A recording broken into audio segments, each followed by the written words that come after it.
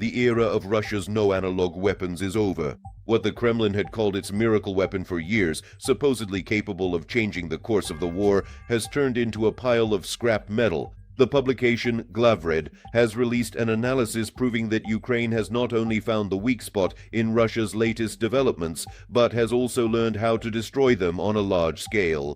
What exactly is it that the Russians have lost this winter? How did Ukrainian engineers successfully outsmart Russian designers, and what do the occupiers plan to throw into battle now that their primary strategic trump card has failed?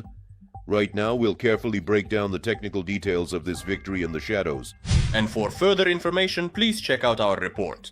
You're watching the Glavred channel, and I'm your host, Yevhen Sero. Please make sure to like and subscribe to our channel. As Glavred notes, for a long time, Russia's latest systems, likely guided aerial bombs with new targeting modules or stealth drones, created serious problems for the Ukrainian armed forces. However, the secret behind this wonder weapon turned out to be quite ordinary.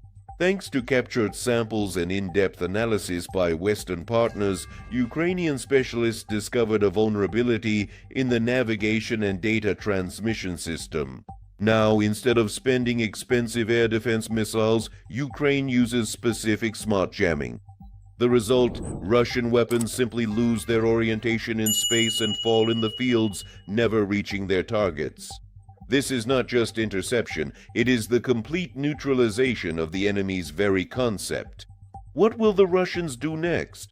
Analysts at Glavred offer a grim forecast for the aggressor. Having lost their technological advantage, the leadership in Moscow is once again forced to rely on human wave assaults and outdated Soviet equipment.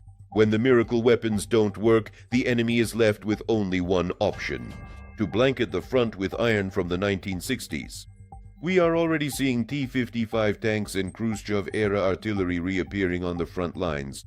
For Ukraine, this means a shift in the overall nature and format of the war, from an intellectual confrontation of technologies to the daily need to process a massive amount of enemy scrap metal.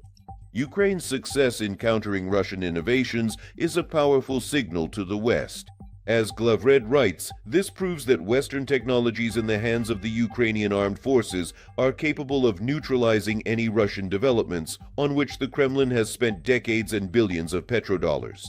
This strengthens Kiev's position on the diplomatic stage.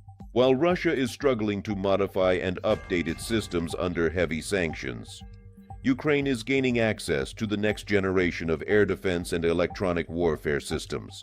We are not just defending ourselves, we are becoming the world's main hub for studying and destroying modern Russian weaponry, which makes our security critically important for all of Europe. The Russians have been stripped of their illusions of technological supremacy.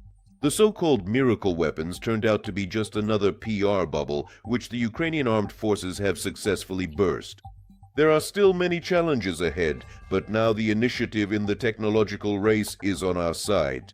What do you think? Will the Kremlin dare to attempt another modernization, or are Russia's resources finally exhausted? In your opinion, which weapon will be the decisive factor in liberating our territories?